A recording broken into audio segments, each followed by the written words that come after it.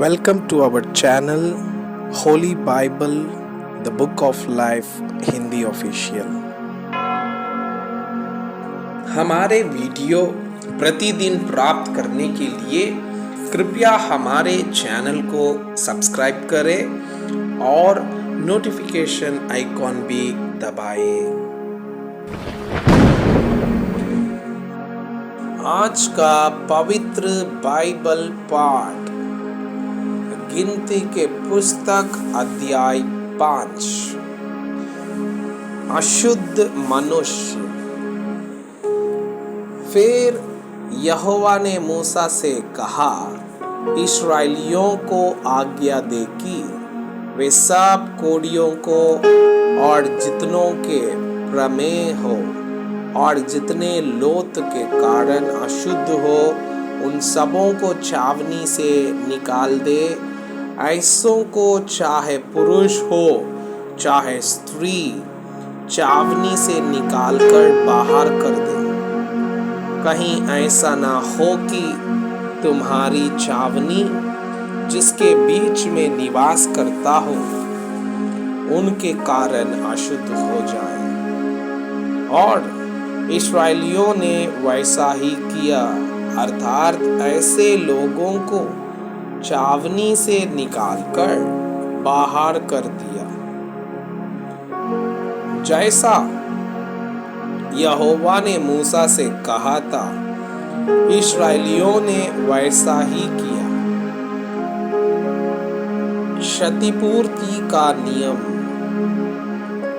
फिर यहोवा ने मूसा से कहा, इस्राएलियों से कह कि जब कोई पुरुष या स्त्री कोई ऐसा पाप करके जो लोग किया करते हैं यहोवा का विश्वासघात करे और वो पुरानी दोषी हो, तब वो अपना किया हुआ पाप मान ले और पूरी क्षतिपूर्ति में 5वां अंश बढ़ाकर अपने दोष के बदले में उसी को दे जिसके विषय दोषी हुआ हो। परंतु यदि उस मनुष्य का कोई कुटुंबी ना हो जिसे दोष का बदला भर दिया जाए, तो उस दोष का जो बदला यहोवा को भर दिया जाए वो याजक का हो और वो उस प्रायश्चित वाले मेढ़े से अधिक हो जिससे उसके लिए प्रायश्चित किया जाए।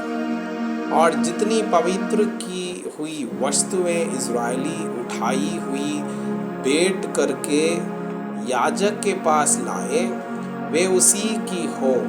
सब मनुष्यों की पवित्र की हुई वस्तुएं उसी की ठहरे। कोई जो कुछ याजक को दे वो उसका ठहरे। व्यभिचार की जांच।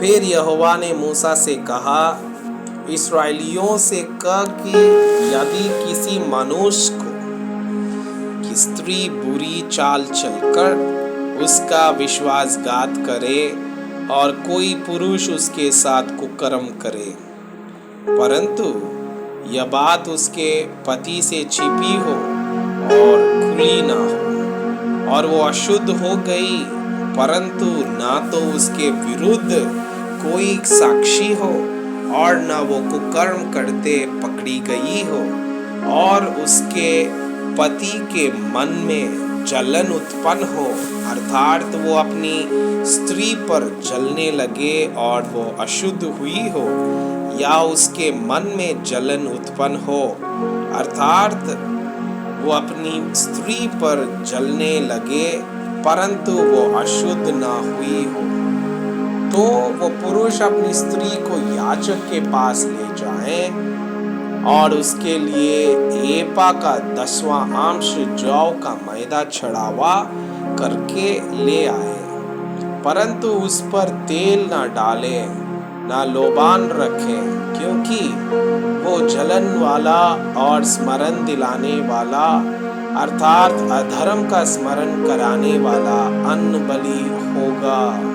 तब याजक उस स्त्री को समीप ले जाकर यहोवा के सामने खड़ा करे और याजक मिट्टी के पात्र में पवित्र जल से ले और निवास स्थान की भूमि पर की धूल में से कुछ लेकर उस जल में डाल दे।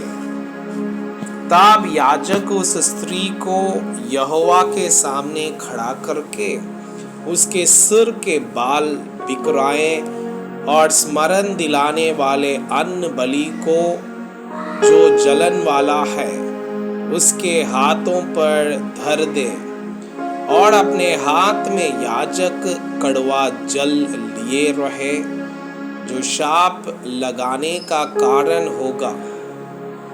तब याजक स्त्री को शपथ करवाकर कहे कि यदि किसी पुरुष ने तुझसे कुकर्म ना किया हो और तू पति को छोड़ दूसरे को भी की और फिर के अशुद्ध ना हो गई हो, तो तू इस कड़वे जल के गुण से जो शाप का कारण होता है बची रहे।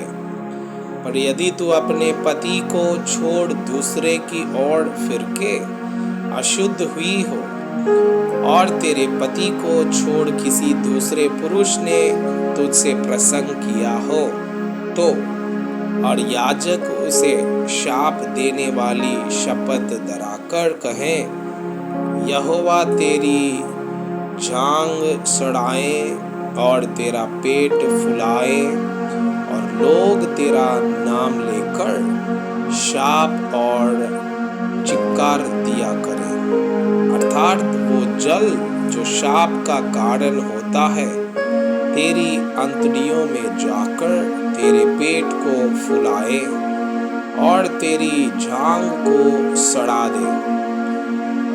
तब वो स्त्री कहे आमीन आमीन। तब याजक शाप के ये शब्द पुस्तक में लिखकर उस कड़वे जल से मिटा के उस स्त्री को वो कड़वा जल पिलाए जो शाप का कारण होता है, और वो जल जो शाप का कारण होगा उस स्त्री के पेट में जाकर कड़वा हो जाएगा। और याजक स्त्री के हाथ में से जलने वाले अन्न बलि को लेकर यहोवा के आगे हिलाकर वेदी के समीप पहुंचाए और याजक उस अन्न बलि में से उसका स्मरण दिलाने वाला भाग अर्थात मिट्टी भर लेकर वेदी पर जलाए और इसके बाद स्त्री को वह जल पिलाए। और जब वो उसे वह जल पिला चुके तब यदि वो अशुद्ध हुई हो और अपने पति का विश्वासघात किया हो, तो वो जल जो शाप का कारण होता है उस स्त्री के पेट में जाकर कड़वा हो जाएगा और उसका पेट फूलेगा और उसकी जांघ सड़ जाएगी